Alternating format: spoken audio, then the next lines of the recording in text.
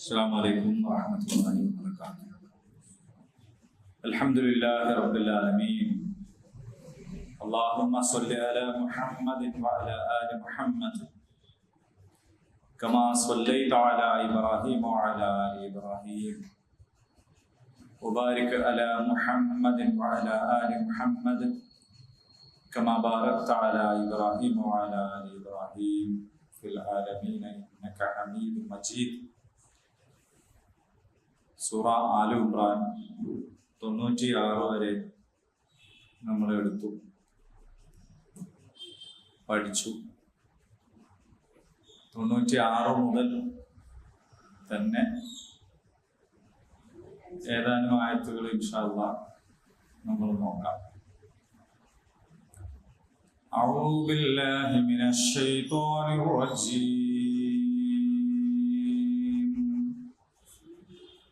إن أول بيت وضع للناس للذي ببكة مباركا وهدى للعالمين فيه آيات بينات مقام إبراهيم ومن دخله كان آمنا ولله على الناس حج البيت من استطاع إليه سبيلا ومن كفر فإن الله غني عن العالمين. قل يا أهل الكتاب لم تكفرون بآيات الله والله شهيد على ما تعملون.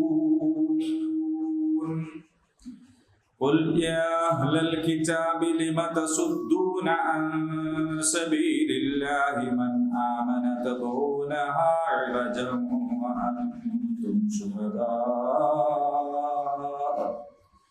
وما الله بغافل عما تعملون.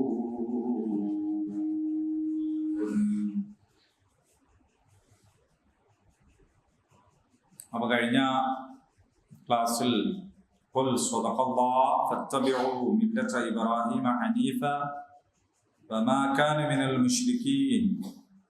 പറയുക, അല്ലാഹു അരുളിയത് സത്യം തന്നെ, അതിനാൽ നിർമ്മല ഹൃദയനായ ഋജുമാനസനായ ഇബ്രാഹിമിന്റെ പാത, ഹനീഫായ ഇബ്രാഹിമിന്റെ പാത നിങ്ങൾ പിന്തുടരുക. അദ്ദേഹം ബഹുദൈവ വിശ്വാസികളിൽ പെട്ടവനായിരുന്നില്ല. ഇന്ന അവ്വല ബൈത്തി മുദിഅ ലിന്നാസ്, ഈ പ്രവാചകൻ അള്ളാഹുവിൽ നിന്നുള്ളതാണെങ്കിൽ എൻ്റെ ബൈത്തുൽ മഖ്ദിസിലല്ലേ ഉണ്ടാകേണ്ടത് എന്ന ചോദ്യത്തിനാണ് നിശ്ചയമായിട്ടും ആദ്യമായി സ്ഥാപിക്കപ്പെട്ട ഭവനം അത് ലല്ലദീ ബിബക്കത മുബാറക, അനുഗ്രഹീതമായ മക്കയിൽ ഉള്ളതാണ്. വഹുദൻ ലിൽ ആലമീൻ, നിശ്ചയമായും അത് ലോകർക്കാകെ വഴികാട്ടിയാണ്. ഇതാണ് നമ്മൾ പറഞ്ഞു നിർത്തിയത്. അപ്പൊ ഈ 96-ാമത്തെ ആയത്തിൽ ഒരല്പം കൂടി പറയാനുണ്ട്. അതുകൊണ്ടാണ് അത് ഓതി തുടങ്ങിയത്. ഇന്നാന്ന് പറഞ്ഞാൽ നമുക്ക് എല്ലാവർക്കും അറിയാം, നിശ്ചയമായും തീർച്ചയായും. അവൽ ആദ്യം, അവസാനം എന്നുള്ളതിനും ആഹർ, അവലും ആഹർ. അവൽ ബൈത്ത് എന്ന് പറഞ്ഞാൽ വീട്, രാത്രി കിടന്നുറങ്ങുന്ന സ്ഥലം, രാത്രി തിരിച്ചെത്തുന്ന സ്ഥലം, അഭയം എന്നാൾക്കാണ് നമ്മൾ വീടിനൊക്കെ ബൈത്ത് എന്ന് പറയുന്നത്. ബാത്ത കിടന്നുറങ്ങി. വീടിന് പല പേരുണ്ട്. ദാർ എന്ന് പറയും, മൻസിൽ എന്ന് പറയും, മസ്കൻ എന്ന് പറയും, വേറെയും പലതും പറയും. അതൊന്നും വെറുതെ പറയുന്നതല്ല, ആ പറയുന്നതുമായി ബന്ധപ്പെട്ട ചില അർത്ഥങ്ങൾ അതിനുണ്ട് എന്ന് മനസ്സിലാക്കി. ഇവിടെ പറയുന്ന ബൈത്ത് എന്ന് പറയുന്നത് വെറും ബൈത്തല്ല, ബൈത്തുല്ലാഹി തആല, അള്ളാഹുവിന്റെ ഭവനം എന്ന നിലയിലാണ്. എന്ന് പറഞ്ഞാൽ മസ്ജിദ് എന്ന് പറഞ്ഞാൽ നമ്മൾ മലയാളത്തിൽ പള്ളി, മലയാളത്തിലാണ് പള്ളി കേട്ടോ. പള്ളിന്ന് വേറെ പിന്നെ അറബിയിൽ മസ്ജിദ് എന്നാണല്ലോ പള്ളി. നമ്മുടെ നാട്ടിൽ മലയാളത്തിൽ പള്ളിന്ന് ക്രിസ്ത്യൻ പള്ളിക്കും പറയും അല്ലേ? പള്ളി, ക്രിസ്ത്യൻ പള്ളി, മുസ്ലിം പള്ളി. മസ്ജിദ് അല്ല, അറബി പദം മലയാളത്തിൽ പറയണ സ്വിച്ച് എന്നൊക്കെ പറയണെങ്കിൽ മലയാളത്തില് പിന്നെ മലയാളീകരിക്കുകയാണത്. മലയാളത്തിൽ ഇപ്പൊ സ്വിച്ച് എന്നുള്ളത് മലയാളമായ പോലെ അങ്ങനെയാണ്. മസ്ജിദ് സുജൂദ് ചെയ്യുന്ന സ്ഥലം, അറബിയാണ് സുജൂദ്, സജദ.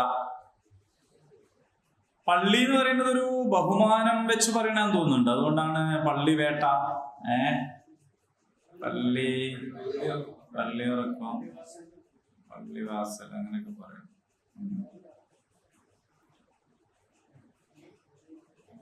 ഇന്നൊരു കരണ്ട് പോയ മാതിരി.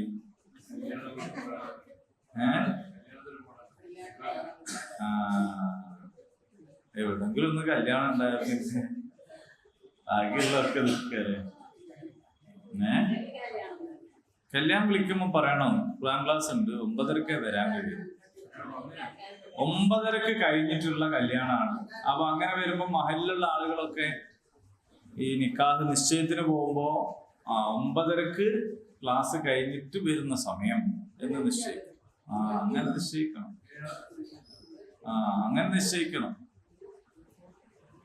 എന്നെ എത്ര ആളുകൾ നിക്കാഹ് ഖുതുബക്ക് വിളിക്കും. ഞാൻ അവരോടൊക്കെ പറയൽ ഇങ്ങനെയാണ്: 9:30 കക്കോടി പരിപാടി കഴിഞ്ഞിട്ട് എത്തുന്ന ദൂരം. ഇന്നിപ്പോ എനിക്ക് പൊന്നാനിയിലൊരു ക്ലാസ് ഉണ്ട്. അപ്പൊ അത് ഞാൻ പറഞ്ഞു 9:30 വരെ കക്കോടി ആയിരിക്കും, അത് കഴിഞ്ഞിട്ട്. അപ്പൊ അങ്ങനെ അവര് എനിക്ക് 12 മണിയാക്കി തന്നു, 10. കാരണം ഇവിടെ നടത്താനുള്ള ദൂരം കണക്കാണ്. അല്ലെങ്കിൽ ഒരു രാവിലെ 10 മണിയാക്കും. അപ്പൊ ഞാൻ നിങ്ങളോട് പറയും എനിക്ക് പൊന്നാനി ക്ലാസ് ഉണ്ട്, ഞാൻ പോവാറുന്നാല് നിങ്ങൾ എന്നെ പിടിച്ച് തച്ചിട്ടല്ല. അപ്പൊ ഇത് നടക്കൂല. അപ്പൊ ഇത് നടക്കണമെങ്കിൽ അങ്ങനെ തീരുമാനിക്കണം എന്ന് നിങ്ങളോട് പറഞ്ഞിട്ട് എന്താ കാര്യം? ഇതൊക്കെ വരാത്തവരോടാണ് പറയേണ്ടത്. അപ്പൊ നിങ്ങൾ അവരോട് പറയാം. അപ്പോൾ ഇന്ന അവ്വല ബൈത്തിൻ, നിശ്ചയമായിട്ടും ആദ്യത്തെ മന്ദിരം, ആദ്യത്തെ ഭവനം, എന്ന് പറഞ്ഞാൽ വെച്ചു, എന്ന് പറഞ്ഞാൽ വെക്കപ്പെട്ടു അല്ലെങ്കിൽ സ്ഥാപിച്ചു, നിർമ്മിച്ചു, ലിന്നാസ്, ജനങ്ങൾക്ക് വേണ്ടി. അപ്പൊ നമ്മുടെ ഒന്നാമത്തെ തന്നെ ഭവനം അല്ലെങ്കിൽ ഒന്നാമത്തെ ദൈവിക ഭവനം, ഒന്നാമത്തെ പള്ളി. നമ്മള് പ്രാർത്ഥിക്കുമ്പോൾ അങ്ങോട്ടാണ് തിരിയുന്നത്, നിസ്കരിക്കുമ്പോൾ അങ്ങോട്ടാണ് തിരിയുന്നത്, ബലിയർക്കുമ്പോൾ അങ്ങോട്ടാണ് തിരിയുന്നത്, കിടന്നുറങ്ങുമ്പോൾ അങ്ങോട്ടാണ് തിരിയുന്നത്, അവസാനം മയ്യത്ത് കബറിൽ വെക്കുമ്പോ അങ്ങോട്ട് തിരിയൂല, തിരിച്ചു വെക്കുന്നത്. കാരണം അവനാൻ തിരിയാൻ കഴിയാത്തൊരു കണ്ടീഷനായി. അപ്പൊ വേറെ ഉള്ളവർ തിരിച്ചു വെക്കും. അപ്പൊ അതുവരെ അങ്ങോട്ട് തിരിയാത്തവനും എന്ത് ചെയ്യും? കാരണം ഓനൊന്നും ചെയ്യുന്നില്ല, വേറെ ഉള്ളവർ തിരിച്ചു വെക്കുക. വേറെ ഉള്ളവർ തിരിച്ചു വെക്കുന്നതിന് മുമ്പേ ഒന്ന് മുഖം അങ്ങോട്ട് തിരിച്ചേക്ക് എന്നാണ് ജീവനുള്ളവരോട് നമ്മള് പറയുന്നത്. നമ്മൾ എങ്ങോട്ടാണോ തിരിഞ്ഞ് നിസ്കരിക്കുന്നത് അങ്ങോട്ട് അങ്ങ് നടന്നു പോയി എന്ന് വിചാരിക്കുക, ഒരു സങ്കല്പം. അപ്പൊ എല്ലാവരും ഒരു പോയിന്റിലെത്തും. നമ്മൾ പടിഞ്ഞാറോട്ടല്ല തിരിയുന്നത്, ശരി, കിഴക്കോട്ടും അല്ല, തെക്കോട്ടും വടക്കോട്ടും ഒന്നല്ല, നമ്മൾ കഅബയുടെ നേരെയാണ് തിരിയുന്നത്. ഈ ഹജ്ജിനും ഉംറയ്ക്കും പോണവർക്കുള്ള ഒരു പ്രത്യേകത എന്താന്ന് വെച്ചാൽ 4 ഭാഗത്തേക്കും തിരിഞ്ഞ് നിസ്കരിക്കാൻ അവർക്ക് കഴിയും, അല്ലേ? കഅബ ഇവിടെ ആണെങ്കിൽ ഒരിക്കലും ഇവിടെ നിൽക്കുക, ഇങ്ങോട്ട് തിരിഞ്ഞ്, ഒരിക്കലും അവിടെ നിൽക്കുക, അവിടെ ഇങ്ങോട്ട് തിരിഞ്ഞ്, പിന്നെ ഇവിടെ നിൽക്കുക, ഇങ്ങോട്ട് തിരിഞ്ഞ്. അത് ദുനിയാവിൽ വേറെ എവിടെയും വെച്ച് കഴിയില്ല. ഏതെങ്കിലും ഒരു ഭാഗത്തേക്കല്ലേ തിരിയാൻ പറ്റും. അപ്പൊ ദിശ എന്നതല്ല ഇസ്ലാമിലെ പ്രധാനപ്പെട്ട കാര്യം മനസ്സിലാക്കുക. കിഴക്ക്, പടിഞ്ഞാറ്, തെക്ക്, വടക്ക്, ഇതല്ല നമ്മളെ പ്രശ്നം. നമ്മൾ തിരിഞ്ഞു നിൽക്കുന്നത് കഅബയുടെ നേരെയാണ്. ഇന്ന അവ്വല ബൈത്തിൻ വുദിഅ ലിന്നാസ്, ജനങ്ങൾക്കായി ഉണ്ടാക്കിയ ഒന്നാമത്തെ ഭവനത്തിലേക്ക്. അപ്പൊ എല്ലാ നാട്ടിലുള്ള ആൾക്കാരും അങ്ങോട്ട് തിരിയാം. അപ്പൊ നാനാ ഭാഗത്തുള്ളവർ ഒരേ പോയിന്റ്, എല്ലാവരും കൂടി ഒരു പോയിന്റിൽ എത്തിച്ചേരുക എന്നുള്ളതാണ്. നിങ്ങൾ മിനാരം കണ്ടിട്ടില്ലേ? മിനാരം ഇങ്ങനെ പോയിട്ട് ഇങ്ങനെ മിനാരം. അപ്പൊ എന്താ കാര്യം വെച്ചാൽ എല്ലാറ്റിൽ നിന്നും അവസാനം പോയിന്റ്, ഒരു പോയിന്റിൽ എത്തുക എന്നുള്ളതാണ്. അതാണ് മിനാരത്തിന്റെ ഒരു സംഗതി. അതാണ് ഒരു പോയിന്റിലേക്ക് അവസാനം എത്തിച്ചു.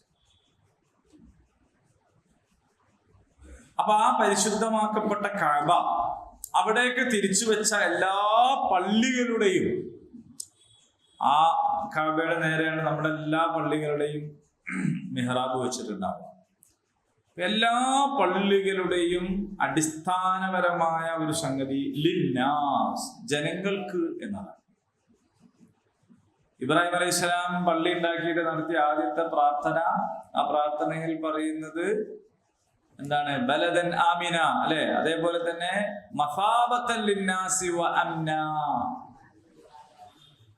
ജനങ്ങൾക്കുള്ള അഭയ കേന്ദ്രമാക്കണമേ, നിർഭയത്വത്തിന്റെ കേന്ദ്രമാക്കണമേ. അഭയ കേന്ദ്രം പള്ളി പോയി പറഞ്ഞാൽ മതി എന്ന് പറയുന്നത്. ഈ നടക്കാത്ത കാര്യത്തിനാണ് പൊതുവിൽ നമ്മളങ്ങനെ പറയല്, പള്ളിയിൽ പോയി പറഞ്ഞാൽ മതി, അല്ലെ? ഒരു കാര്യം നടക്കൂലെങ്കിൽ. പക്ഷെ ശരിക്കും അങ്ങനല്ല, പള്ളിയിൽ പോയി പറഞ്ഞാൽ മതി, അതിന് കാര്യം ഉണ്ടാവും. അപ്പൊ ഇത് കളിയാക്കിയിട്ടല്ല, കാര്യത്തിൽ പറയാൻ പാകത്തിലായിരിക്കണം നമ്മുടെ പള്ളി. അവിടെ പോയി പറഞ്ഞാൽ എന്തെങ്കിലും ഒരു പരിഹാരം ഉണ്ടാവും. നിങ്ങളെ കുടുംബ പ്രശ്നമാണോ, നിങ്ങളുടെ സ്വത്ത് തർക്കമാണോ, നിങ്ങളുടെ തൊഴിലിന്റെ പ്രശ്നമാണോ, നിങ്ങളുടെ തന്നെ സ്വന്തം അസ്വസ്ഥതയാണോ, നിങ്ങൾക്ക് ഇസ്ലാമിനെ കുറിച്ച് അറിയാനാണോ, അനന്തരാവകാശത്തെ കുറിച്ച് അറിയാനാണോ, നിങ്ങൾ അഭിമുഖീകരിക്കുന്ന ഒരു പ്രശ്നമാണോ, ഇനി അതല്ലെങ്കിൽ നിങ്ങൾക്ക് എന്തൊക്കെയോ പറയാനുണ്ട്, അതൊന്ന് കേട്ടുതരാൻ ആരുണ്ട്, അങ്ങനെ എല്ലാറ്റിനും കഴിയുന്ന ഒരു കേന്ദ്രമാണ്. പക്ഷേ നിർഭാഗ്യവശാൽ നമ്മുടെ പള്ളിയിൽ ഇപ്പോൾ ഊമകളാണ്.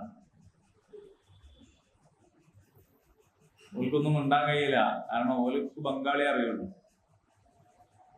ഇമാമിങ്ങൾക്ക് പാങ്ക് കൊടുക്കുന്നവർക്കൊക്കെ ബംഗാളി ഭാഷ അറിയുള്ളൂ, ഞമ്മക്കാണെങ്കിൽ മലയാളവും അറിയുള്ളൂ. പിന്നെ ഗൾഫിലൊക്കെ പോയി വന്ന ചില ആൾക്കാർ ഹിന്ദി ഒക്കെ കുറച്ച് പഠിച്ചിട്ടുണ്ടാവും. ഓല് പോയിട്ട് വീട്ടുകളോട് ഹിന്ദി പറയും, ഓൽക്ക് പിന്നെ ഹിന്ദി അറിയില്ല, കാരണം ഓല് ബംഗാളിയാണ്. ഇന്ത്യയില് ബംഗാളികൾക്കും മലയാളികൾക്കുമാണ് ഹിന്ദി വളരെ തീരെ അറിയാത്തത്. പക്ഷെ ഓല് മൊത്തത്തിൽ ഇങ്ങനെ ഒരു ഹിന്ദിയൊക്കെ പറയും, നമ്മൾ ഹിന്ദി പറയണമായി.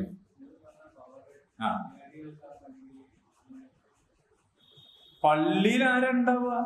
പള്ളിയുടെ ചുമതല ആർക്കാണ്? പള്ളി സംരക്ഷിക്കുന്നവരെ കുറിച്ച് വേറെ പറയുന്നു. അധികാരത്തിൻ്റെതല്ല, ഇത് ചുമതലയുമായി ബന്ധപ്പെട്ട കേസാണ്. അവരാണ് ഇതിനൊക്കെ സംവിധാനം ഉണ്ടാക്കേണ്ടത്. ആര്? ഇന്നമായ അള്ളാഹുവിന്റെ മസ്ജിദുകൾ ഭരിക്കുന്നവർ. ശരിക്കും നിങ്ങൾ ആലോചിച്ച് നോക്കൂ, ഖുർആൻ വിശദാംശങ്ങളുടെ ഒരു കിതാബല്ല, സൂചനകളാണ് പറയാ, അടിസ്ഥാനങ്ങളാണ് പറയാ, വിശദാംശങ്ങൾ പറയില്ലല്ലോ. സാധാരണക്ക് ഇത്ര റക്അത്ത് ഇങ്ങനൊന്നും പറയില്ലല്ലോ. പക്ഷേ പള്ളി ഭരിക്കുന്നവരെ കുറിച്ച് വിശദമായി പറഞ്ഞിരിക്കുക. ഇന്നമായ മസാജിദല്ലാഹ് മൻ ആമന ബില്ലാഹി വൽ യൗമിൽ ആഖിർ വഖാമ അസ്സലാ വആത സക്കാത്ത് വലം യഖ്ശ ഇല്ലല്ലാഹ്.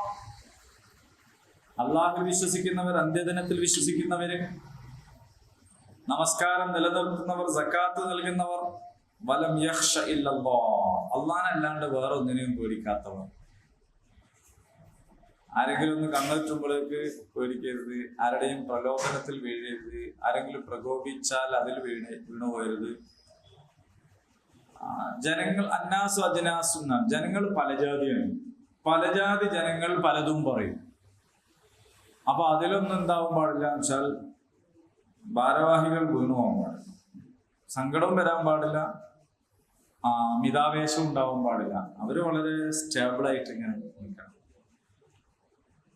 അവർ ഒരുക്കി കൊടുക്കേണ്ടുന്ന സംവിധാനങ്ങളാണ്, സൗകര്യങ്ങളാണ് ഈ പള്ളിയിൽ പോയി പറഞ്ഞാൽ മതി എന്ന് പറഞ്ഞാൽ അത് സാധ്യമാകുന്ന സൗകര്യങ്ങൾ.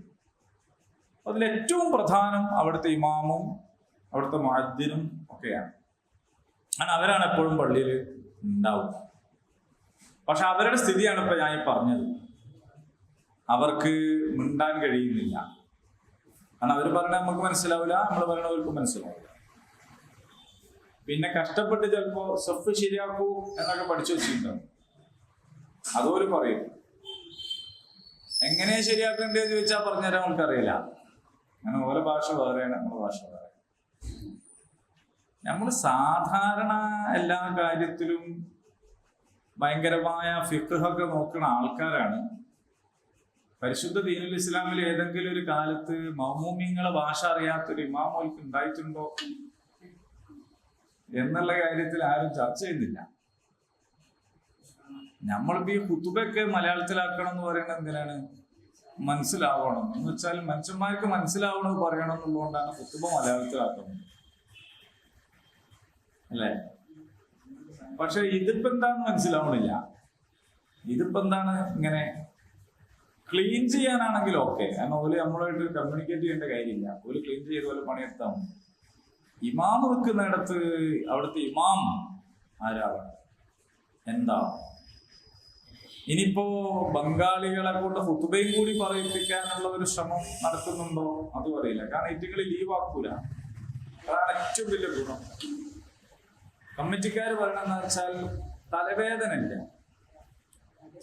മറ്റേത് അമ്മ മരിച്ച്, പെങ്ങളുടെ കല്യാണം ഉണ്ട്, അയലൊക്കത്ത് വീട്ടിൽ കൂടലുണ്ട്, ഓളെ ഡോക്ടറെ കാണിക്കാൻ പോകാണ്ട്, ഇപ്പൊ ഫോൺ വന്നിട്ടേ ഉള്ളൂ എന്നൊക്കെ വന്ന് പറഞ്ഞാൽ സെക്രട്ടറി ഉച്ചക്കത്തേക്ക് ആളെ നോക്കണം, വൈകുന്നേരത്തേക്ക് വേറെ. ഈ ജാതി ഒരു പണിയും ഇവരെ സംബന്ധിച്ചില്ല. ഇവരങ്ങനെ നിന്നോളും, ഇവര് പൊയ്ക്കോളും. പലരും പോയാൽ പിന്നെ വരികയില്ല. പോകും പോലെ ആളാക്കും. പോലെക്കാൾ കഴിവ് കുറഞ്ഞവരെയാണ് ബുദ്ധിയുള്ളവരാക്കുക. അങ്ങനെ അല്ലാണ്ടാക്കി പോയിട്ട് പണി പോയാലും എനിക്ക് നേരിട്ടറിയാം. എന്തായാലും ഞാൻ നിൽക്കുന്ന പള്ളിയല്ലേ, അവിടെ നല്ല പാരായണമുള്ള ആളെ നിർത്താൻ വിചാരിച്ചിട്ട് അവിടുന്ന് ഏതോ മുസഫറാബാദോ ഇവിടുന്ന് ആരോ കൊണ്ടുവന്ന് നിർത്തി. ഇയാൾക്ക് 2 മാസം നാട്ടിൽ പോയാൽ ഇവിടെ വന്ന് ഇയാൾ ഒത്തുകിട്ട് നോക്കിയപ്പോ കമ്മിറ്റി ഇയാൾ വരികയുന്നു. മറ്റാളോട് ഫോൺ ചെയ്ത് പറഞ്ഞ് ഇനി നിങ്ങൾ വരണ്ടാണ്. അപ്പൊ എന്നിട്ട് ഓനോന്റെ ബാഗും സാധന സാമഗ്രി എടുക്കാൻ വേണ്ടിയിട്ട് ഒരു ദിവസം വന്നിട്ട് പോകുമ്പോഴൊരു ഓന്റെ മുഖം നിങ്ങൾ ആലോചിച്ച് നോക്കി, അല്ലേ? ഞാൻ പറയുന്നത് അതൊക്കെ തൊഴിൽ പ്രശ്നങ്ങളാണ്. അപ്പോ ഈ സ്വഭാവത്തിലായാൽ എങ്ങനെയാണ് പള്ളിയിൽ പോയി പറഞ്ഞാൽ മതി എന്നത് ശരിയാവുക? ലിന്നാസ്, ജനങ്ങൾക്ക് വേണ്ടി എന്നത് എങ്ങനെ ശരിയാവും? ജനങ്ങൾക്ക് വേണ്ടി എന്നത് എങ്ങനെ ശരിയാവും? അപ്പൊ നമ്മുടെ മസ്ജിദുകൾ യഥാർത്ഥത്തിൽ ഒരു ദഅവ കേന്ദ്രമായിരിക്കണം, ഒരു ഇസ്ലാഹി കേന്ദ്രമായിരിക്കണം, ഒരു തർബിയ കേന്ദ്രമായിരിക്കണം. അങ്ങനെയാണ് വേണ്ടത്, ശരിക്കും വേണ്ടത് അങ്ങനെയാണ്. അതാണ് അതിന്റെ ഫുൾ ഫങ്ഷൻ. അപ്പൊ ഒരാൾക്ക് പള്ളി കണ്ടു കയറി വന്നു, ഇസ്ലാമിനെ കുറിച്ച് മനസ്സിലാവും. നമ്മളെ പള്ളിയിൽ വന്ന ഇസ്ലാമിന് മനസ്സിലാവുമോ? ഒരാൾക്ക്, ഒരു മുസ്ലിമായ ഒരാൾക്ക് കയറി വന്നു, അയാൾക്ക് അറിയേണ്ടതായ പല കാര്യങ്ങളുണ്ട്, ദീനിയായ കാര്യങ്ങൾ അറിയാൻ കഴിയണം. അയാൾക്ക് വായിക്കാനുള്ള പുസ്തകം അവിടെ വേണം, അയാൾക്ക് ഇരിക്കാൻ കഴിയണം, അയാൾക്ക് വിശ്രമിക്കാൻ കഴിയണം, അയാൾക്ക് ചോദ്യം ചോദിക്കാൻ അവിടെ ആളുണ്ടാവണം. ഒരാൾക്ക് സങ്കടം വന്നു, അത് വന്ന് പറയാൻ കേൾക്കാൻ പറ്റുന്ന ഒരു ഒരു പോസിറ്റീവ് മനസ്സുള്ള, മുഖഭാവമുള്ള ഒരാളായിരിക്കണം. നിങ്ങൾ ആലോചിച്ച് നോക്കൂ, നബി സല്ലല്ലാഹു അലൈഹി വസല്ലം വ്യക്തി എന്നുള്ള നിലയിൽ എന്തെല്ലാം സങ്കടങ്ങൾ അനുഭവിച്ച ആളാണെന്നറിയാം. എത്ര പ്രയാസങ്ങൾ അനുഭവിച്ച ആളാണ് നബി. പക്ഷെ ഒരിക്കലും നബി സല്ലല്ലാഹു അലൈഹി വസല്ലം ആ മുഖത്തോടെ ആരെയും കണ്ടിട്ടില്ല. എനിക്ക് വലിയ സങ്കടങ്ങളൊക്കെ ഉണ്ടായിട്ടുണ്ട്, കുട്ടികൾ മരിച്ചിട്ടുണ്ട്, ഇല്ലേ? ഒരുപാട്, അത് എന്നെ പറയാൻ ഇനി ഒരുപാട് നമ്മൾ പ്രാവശ്യം പറഞ്ഞതാണ്. പക്ഷെ എന്നാലും നബി എല്ലാവരോടും എന്തായിരിക്കും? പ്ലസന്റ്, വളരെ പുഞ്ചിരിയായിരിക്കും. സങ്കടങ്ങളൊക്കെ വേറെ. ആളുകളോട് പ്രസരിപ്പിക്കുന്നത് എന്തായിരിക്കും? പുഞ്ചിരി. ഇതാണ് ഒരു ക്വാളിറ്റി. അപ്പൊ അങ്ങനെയുള്ള ക്വാളിറ്റി ഉള്ളവരെ കിട്ടുമെന്ന് വെച്ചാല് നല്ലോണം ട്രെയിൻ ചെയ്യണം അത്തരം ആളുകളെ. ഒരു പള്ളിയിൽ ഇമാം നിൽക്കുക എന്ന് പറഞ്ഞാൽ വേറെ പണിക്ക് കഴിയാണ്ടായാല് നിൽക്കുക എന്നുള്ളതിന് പകരം കൃത്യമായ ട്രെയിനിങ്ങും ഒക്കെ നൽകി അതിന് പാകത്തിലുള്ള ഒരാളായിരിക്കണം. ആ കൃത്യമായ ട്രെയിനിങ്ങും ഒക്കെ സ്വീകരിക്കാനും അതിന് പൈസ ചെലവാക്കാനും അതിന് പോകാനും ഒക്കെ ഒരാൾ മെനക്കെടണമെങ്കിൽ പള്ളിയിലെ പണി എന്ന് പറയുന്നത് എന്തായിരിക്കണം? മനുഷ്യന്മാരുടെ ഇടയിൽ ഒരു വിലയും നിലവാരമുള്ള പണിയായിരിക്കണം. ശമ്പളത്തെക്കാൾ പ്രധാനമാണ് ഡിഗ്നിറ്റി. ശമ്പളം എന്ന് പറയുന്നത് നമ്മൾ വിചാരിക്കേണ്ട ഏറ്റവും പ്രധാനം ശമ്പളമല്ല. ശമ്പളം അതിൻ്റെ ഒരു ഭാഗമാണ്. പക്ഷെ ശമ്പളം മാത്രമല്ല, നമ്മുടെ ടൗണിലൊക്കെ ഉള്ള ജ്വല്ലറികളിൽ, ടെക്സ്റ്റൈൽസുകളിലൊക്കെ നിൽക്കുന്ന സെയിൽസ്മാൻമാർക്ക് ഒക്കെ ഉള്ള ശമ്പളം അപാര ശമ്പളമൊന്നുമല്ല അല്ല. പക്ഷെ അയാൾ രാവിലെ കുളിച്ച് മാറ്റി ഇൻസൈഡൊക്കെ ചെയ്ത് ഷൂ ഒക്കെ ഇട്ടൊക്കെ പോളിഷ് ചെയ്ത് നല്ല ടിപ്പ് ടോപ്പിൽ പോകും. എന്താ പോകാൻ കാരണം? എവിടെയാണ് നിനക്ക് പണി? ഞാൻ ഇന്ന ജ്വല്ലറിയിലാണ്, അവിടുത്തെ സെയിൽസ്മാൻ ആണ്, അവിടുത്തെ സെയിൽസ് മാനേജറാണ്, അവിടുത്തെ സൂപ്പർവൈസറാണ്. അങ്ങനെയാണ് മനസ്സിലാകണം. ചിലപ്പോ അവനേക്കാൾ തോന്നും കൂലി കിട്ടുന്ന വേറെ പല ആൾക്കാരും ഉണ്ടാവും. പക്ഷെ ആ പണി അങ്ങനെ പറയാൻ ഉണ്ടാവില്ല. എന്താണ് നിങ്ങളുടെ ജോലി, എന്താണ് നിങ്ങളുടെ പ്രൊഫഷൻ എന്ന് ചോദിച്ചാൽ ഞാൻ മസ്ജിദ് ഇമാമാണ് എന്ന് പറയണമെങ്കിൽ ആ ഇമാമാണല്ലേ എന്ന് ഉമ്മത്ത് മുസ്ലിമേൽ ആരെങ്കിലും ഒന്ന് ചോദിക്കണ്ടേ? ഇമാമ എന്ന് ചോദിച്ചാൽ പിന്നെ ആരെങ്കിലും ഇമാമാണുണ്ടാവും. അതെല്ലാത്തിലും, വിവാഹ മാർക്കറ്റില്, ബാക്കിയുള്ള സംഗതികളില്, ഇടപാടില്, എല്ലാത്തിലും ആ ഡിഗ്നിറ്റി വളരെ പ്രധാനമാണ്. ക്രൈസ്തവ സമൂഹം ഇതിന് നമുക്ക് നല്ലൊരു മാതൃകയാണ്. അച്ഛൻ എന്ന് പറഞ്ഞാല് അതൊരു അച്ഛൻ തന്നെയാണ് അല്ലേ? അയാളോട് ചോദിക്കാണ്ടൊരു സംഗതിയില്ല, അയാളില്ലാതെ ഒരു കാര്യമില്ല.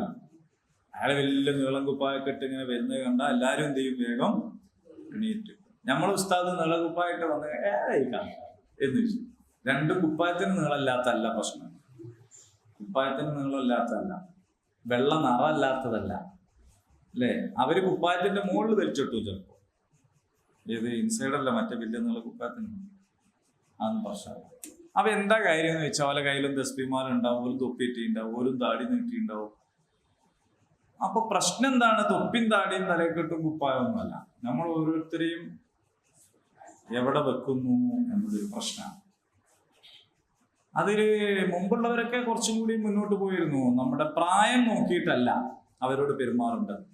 മസ്ജിദിലെ ഇമാമിങ്ങളോട് പെരുമാറേണ്ടത് പ്രായം നോക്കിയിട്ടല്ല. അപ്പൊ പേര് വിളിക്കുക, ഈ എന്ന് പറയാ, എവിടെ നിന്നിടാന്ന് ചോദിക്കുക എന്നൊക്കെ പറയുമ്പോ അവര് നമ്മളെ നേതാവ് ആവൂല. അവരെന്ത് ചെയ്യും? അപ്പോലെ നമ്മളെക്കാൾ താവും, എല്ലാ കോലത്തിലും താവും. നമ്മളൊരാളെ എന്ത് ചെയ്യണം? നമ്മളെ മക്കൾ തന്നെ നമ്മൾ അവർക്ക് സ്ഥാനം കൊടുക്കുമ്പോഴേ അവർക്ക് സ്ഥാനം കിട്ടുള്ളൂ. നമ്മളെ സ്വന്തം മക്കൾക്ക് നമ്മൾ അംഗീകാരം കൊടുക്കുമ്പോഴേ അവർക്ക് എന്ത് ചെയ്യുള്ളൂ? അംഗീകാരം കിട്ടുള്ളൂ. ചില ആൾക്കാർ അംഗീകാരം കൊടുക്കൂല. ഇജ്ജ് ആയില്ലടാ, ഇജ്ജ് അതിനകത്ത് ആയില്ല, ഇജ്ജ് പോണ്ട, ഓനെ ഏൽപ്പിക്കല്ലേ എന്ന് പറയും. അപ്പൊ എല്ലാ കാലത്തും ഉണ്ടാവും. അതേ സമയത്ത് നമ്മളൊരു പടി, ഒരു പരിഗണന, ഒരു അംഗീകാരം, ചില കാര്യം അവനോട് ചോദിക്കുക, ചിലത് അപ്പൊ എന്താന്ന് വെച്ചാൽ ആള് എല്ലാത്തിലും ഇത് ബാധകമാണ്. അപ്പൊ ലിന്നാസ്, ജനങ്ങൾക്ക് വേണ്ടി എന്നാണ്. അപ്പൊ ഈ കഴിഞ്ഞ നോമ്പിന് പള്ളിയിൽ ഞാൻ വന്നില്ലല്ലോ ഒരു ക്ലാസ്സിന് അല്ലേ, ഇത്തികാഫായതുകൊണ്ട്. അപ്പൊ ഒരു ദിവസം ഉച്ചക്ക് ളുഹർ ബാങ്ക് കൊടുത്ത് നിസ്കാരം തുടങ്ങാൻ ഏകദേശം സമയമായപ്പോണ്ട് ഒരാള് പള്ളിയിലേക്ക് വരും, ഒരു മനുഷ്യൻ. അപ്പം ഒരു മനുഷ്യനല്ലല്ലോ, ഇഷ്ടംപോലെ ആള് വരൂല പള്ളിയിൽ. ഈ മനുഷ്യൻ എന്തോ ഒരു പ്രത്യേകത ഉണ്ടായിട്ടാണല്ലോ. അപ്പൊ അയാൾ പള്ളിയിൽ കയറുന്നില്ല, അവിടെ ഇങ്ങനെ നിൽക്കുക. അപ്പൊ ആരോ എന്നെ വിളിച്ചു കൊണ്ടുവന്നു. നോക്കി ഞാൻ ചോദിച്ചെന്ത്? അപ്പോ അദ്ദേഹം പറയണേ, ഞാൻ ഈ ബാങ്ക് കേട്ടിട്ട് വരികയാണ്, എനിക്ക് ആ ബാങ്ക് വിളിച്ച ആളൊന്ന് കാണാനാണ്. ഞാനോ കാണാനോ വരും. അല്ല, ഞാനൊരു അമുസ്ലിമാണ്, എനിക്ക് ഇങ്ങോട്ട് കയറാൻ പറ്റുമോ? ഞാൻ പറഞ്ഞ നിങ്ങൾ കാല് കഴുകിയിട്ട് നീ കയറിക്കോ, നിസ്കരിക്കാനുള്ള സമയമായിട്ടുണ്ട്, ഇപ്പൊ നിസ്കാരം തുടങ്ങും. അപ്പൊ നമുക്ക് സംസാരിക്കാൻ നേരമില്ല, നമ്മളൊരു കാര്യം ചെയ്യും, അടുത്ത് കയറി ഇരിക്കി, നിസ്കരിച്ച് കഴിഞ്ഞിട്ട് നമുക്ക് സംസാരിക്കാം. അപ്പൊ ഇയാൾ മടിച്ചു കയറി, കാലൊക്കെ കഴുകി കയറി. കൈമേൽ ഒരു ബാഗ് ഉണ്ടായിരുന്നു, അത് ക്യാമറ പുറത്തു വെക്കണ്ട, യാത്രക്കാരൊക്കെ വരികയും പോവുകയും ചെയ്യും, കയ്യിൽ തന്നെ വെച്ചു. അങ്ങനെ അയാൾ അകത്ത് കയറ്റിട്ട് നമ്മൾ നിസ്കരിക്കാം. ആ നിസ്കാരം കഴിഞ്ഞിട്ട് ഒരു നസീഹത്ത് ഉണ്ടായിരുന്നു. അപ്പൊ അതിൽ ഞാൻ ബാങ്കിനെ കുറിച്ചാണ് വിശദീകരിച്ചത്. ബാങ്കിന്റെ അർത്ഥം എന്താണ്, എങ്ങനെയാണ് കാര്യങ്ങൾ. അതൊക്കെ കഴിഞ്ഞതിന് ശേഷം ഇയാൾ അവിടെ ഇരിക്കുന്നു. അദ്ദേഹത്തിന്റെ അടുത്ത് പോയി ഇയാൾ പറഞ്ഞു, ഞാൻ കുരിശുപള്ളീൻ്റെ അടുത്ത് വന്നാണ്, അവിടുന്ന് ഈ ബാങ്ക് കേട്ടപ്പോൾ എനിക്ക് വല്ലാത്തൊരു ഇഷ്ടം എന്നോട്. അങ്ങനെ ഞാൻ ബസ് കയറി പോകാൻ നോക്കുമ്പോൾ എനിക്ക് പോകാൻ കഴിയണില്ല, എനിക്ക് ബാങ്ക് വിളിച്ച ആളെ കാണും, അങ്ങനെ വന്നതാണ്. ഞാനവിടെ ഇത്തികാഫിൽ ഇരുന്ന ഒരാളാണ് ബാങ്ക് കൊടുത്തത്. അത് വിളിച്ച് കാണിച്ചു, കുറേ സംസാരിച്ചു. അപ്പൊ അദ്ദേഹത്തിനെ പള്ളിയുടെ ആദ്യമായിട്ടാണ്, ജീവിതത്തിൽ ആദ്യമായിട്ടാണ് പള്ളിയിൽ കയറുന്നത്. അതൊക്കെ അതിന് ഭയങ്കര രസം. അങ്ങനെ പള്ളിയുടെ അകത്ത് കൊണ്ടുപോയി മെഹ്റാബ് കാണിച്ചു, മിമ്പർ കാണിച്ചു, സംഗതികളൊക്കെ കാണിച്ചു. അപ്പൊ അദ്ദേഹം ചോദിച്ചു, ഞങ്ങളൊക്കെ പള്ളിയിൽ കപ്പ്യാരുണ്ടാവും, ആ സ്ഥാനത്ത് ഇവിടെ ആരാന്ന് ചോദിച്ചു. ആ സ്ഥാനത്ത് ഇവിടെ ആരുമില്ല, ഇവിടെ ഇന്നെ ആൾക്കാരെ ഇമാം ഉണ്ടാവും, ഒരു മുഅദ്ദിൻ എന്ന് പറയും, ബാങ്ക് വിളിക്കുന്ന ആളുണ്ടാവും. പക്ഷെ ബാങ്ക് വിളിക്കൽ ഒരിക്കലും ഒരു താണ ഒരു കാര്യമല്ല, ഏറ്റവും ശ്രേഷ്ഠകരമായ കാര്യമാണ്. അതിന് ഇന്ന ആൾ തന്നെയൊന്നും ഇല്ല. ഇപ്പൊ ഇന്നെ ഇപ്പൊ ബാങ്ക് വിളിച്ചത് ഇവിടുത്തെ മുഅദ്ദിനല്ല, വേറൊരാളാണ്. ഇമാം എന്ന് പറയുന്നതിന് പ്രത്യേക ഒരു കോലവും സംഗതിയൊന്നുമില്ല. ഞാൻ അവിടുത്തെ ഇമാം, അതിനെ കണ്ടിട്ട് മനസ്സിലായി. അപ്പോ അതുകൊണ്ട് ഇങ്ങനെ, ഇനി നിങ്ങൾക്കും ഇമാമുക്കാം. നിങ്ങൾ ഇസ്ലാം സ്വീകരിച്ചിട്ടുണ്ടെങ്കിൽ, ഖുർആൻ ഓതാൻ അറിയാമെങ്കിൽ ഇപ്പോൾ സ്വീകരിച്ചാൽ വൈകുന്നേരത്തെ നിസ്കാരത്തിൽ നിങ്ങൾക്ക് ഇമാമുക്കാം. ഒരു പട്ടം ഇതിനാവശ്യം. അങ്ങനെ കാര്യങ്ങളൊക്കെ പറഞ്ഞ് മനസ്സിലാക്കിയല്ലോ അയാൾക്ക് ഇസ്ലാമിനെ കുറിച്ച് ഏകദേശം ഒരു ധാരണയൊക്കെ ഉണ്ടാക്കി കൊടുത്തു. പോകാൻ നേരത്ത് അദ്ദേഹത്തിന് ഒരു ഗിഫ്റ്റ് എന്നുള്ള നിലയിൽ ഒരു ഈത്തപ്പഴത്തിന്റെ ഒരു പാക്ക് കൊടുത്തപ്പോൾ അദ്ദേഹം വാങ്ങുന്നില്ല. ഞാൻ നിർബന്ധിച്ചു. അപ്പൊ അയാൾ വാങ്ങി. എന്നിട്ട് അയാൾ എന്നോട് സ്വകാര്യത്തിൽ ചോദിച്ചു, ഇതെന്താണ്? ഞാൻ കുറച്ച് ഈത്തപ്പഴാണ്. അല്ല, അതല്ല, ഇത് എന്താണ്? ചാരിറ്റി ആണെങ്കിൽ ഇത് വാങ്ങാനുള്ള അർഹത എനിക്കില്ല, ഞാൻ ദരിദ്രനല്ല. ഞാൻ വന്നത് ചാരിറ്റി അല്ല, അത് ഗിഫ്റ്റാണ്. അങ്ങനെയാണ് എനിക്ക് വലിയ സന്തോഷം, എനിക്കിഷ്ടമായി. നിങ്ങൾ ആലോചിച്ചു, ഒരു ദാനമാണെങ്കിൽ മൂപ്പർക്കത് വേണ്ട, കാരണം അത് വാങ്ങേണ്ട ഒരു അർഹത ഉള്ള ആളല്ല. അതേസമയം സമ്മാനമാണെങ്കിൽ ഓക്കെ, എനിക്ക് സന്തോഷം. അപ്പൊ അയാളുടെ ഒരു വാല്യൂ ഉണ്ടല്ലോ, നിങ്ങൾ അതൊക്കെ ഒരു സംഗതിയാണല്ലോ. അതെ, ഞാൻ പറയുന്നത് പള്ളിയിലേക്കാൾ വരാൻ പാകത്തിലുള്ള ബാങ്ക് കൊടുക്കണം. മനസ്സിലായോ? ചില ബാങ്ക് കേട്ടാ പള്ളിയിൽ പോകാൻ വിചാരിച്ച ആൾ തന്നെ പോവില്ല. അപ്പൊ അതിന് മൈക്ക്, സൗണ്ട് സിസ്റ്റം അതൊക്കെ റെഡി ആയിരിക്കണം. ബാങ്ക് കൊടുക്കാൻ അറിയുന്ന ഒരാളായിരിക്കണം, ആരെങ്കിലും ഒരാളല്ല. ഇമാമ് നിൽക്കുന്ന ആള് അതിൻ്റെതായ രീതിയിലായിരിക്കണം, അതിന്റെ വൃത്തിയും മെനയും സംഗതിയൊക്കെ ഉണ്ടാവണം. അങ്ങനെ ഉണ്ടല്ലോ. ജനങ്ങൾക്ക്, ലിന്നാസ്, ആർക്കും കയറി വരാം. അതുകൊണ്ടാണ് ഒരു ദഅ്വാ കേന്ദ്രമായിരിക്കണം. ഇപ്പൊ ഞാൻ ആ പറഞ്ഞു കൊടുത്ത സംഗതി മനസ്സിലാക്കി കൊടുത്ത കാര്യമൊക്കെ ഒരു ബംഗാളി ഇമാമാണ് എന്ത് ചെയ്യും, നിങ്ങളാ ആര് വന്നാലും അപ്പോ ഇനി നേരത്തെ പറഞ്ഞ പോലെ ഒരു മുസ്ലിമാണ്. ആ മുസ്ലിമായ ഒരാൾക്ക് അയാൾക്ക് ചോദിക്കണം, ഞാന് പിന്നെ നോമ്പ് ഇങ്ങനെ രണ്ടെണ്ണം വിട്ടുപോയി, അപ്പൊ അതിനെന്താ ചെയ്യാ, അതെപ്പോഴാണ്, ഇതൊക്കെ ചോദിക്കണ്ടേ? അപ്പൊ ഭാഷ ഒരു വലിയ വിഷയമാണ്. പിന്നെ ഒരാൾക്കൊരു സങ്കടം, ടെൻഷൻ മാറുന്നില്ല, എന്താ ചെയ്യാ, ഞാൻ ഭയങ്കര സങ്കടത്തിലാണ്, ആളായതാ.